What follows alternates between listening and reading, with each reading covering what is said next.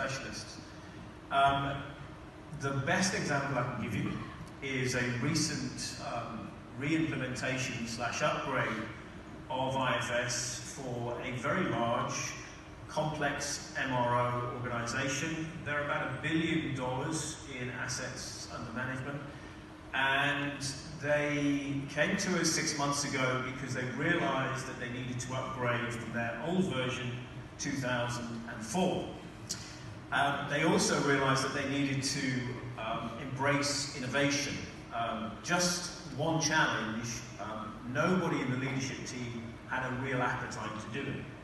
They were doing it for the reasons that they didn't want to fall behind, and they had some big audacious goals, which is they wanted to increase MRO shop capacity by 300% within 3 years.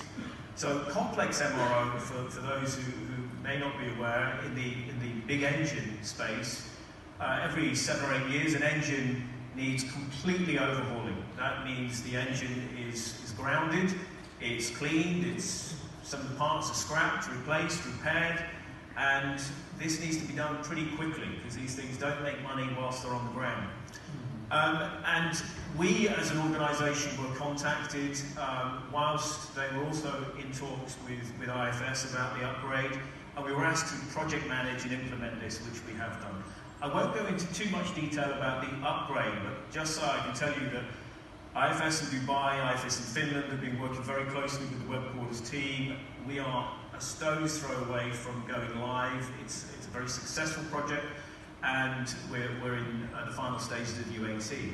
However, from a digitalisation perspective, what Stefano said before, we are solving problems for organisations with innovation and with digitalisation. But very often in our world, people don't know what problems innovation can solve. And they don't know what they don't know. And so it is our job to interpret innovation. It is our job to make sure that we are converting EOI, AI, IoT, BI, it's acronym city. And so one of the things we do at WebQuarters, and I think we do it relatively well, working alongside IFS, is we go and interpret what innovation actually means, what the technology means. And we did that quite successfully. We also use a methodology called Digital Enterprise Architecture, and we analyze the performance and the digital touch points. The short of the success story from this and a digitalization perspective is we analyze that this particular organization can take about 2,500 hours of inefficiency in their production, which will increase their production over 3 years by 300%.